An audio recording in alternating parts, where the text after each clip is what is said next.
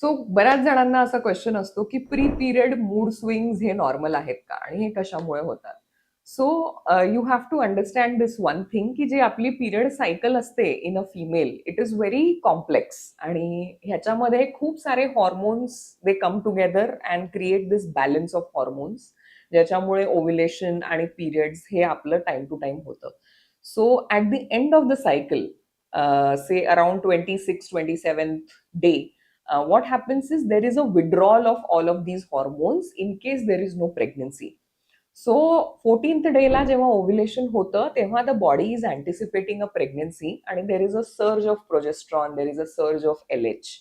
So after 10 days or so, when the body realizes that okay, there is no pregnancy that is coming our way, what happens is there is a sharp withdrawal of all of these hormones. So the estrogen levels, the progesterone levels, the LH, FSH levels, all of these suddenly shift to a minimal degree, and that is why period bleeding starts at around 28th, 29th or 30th day.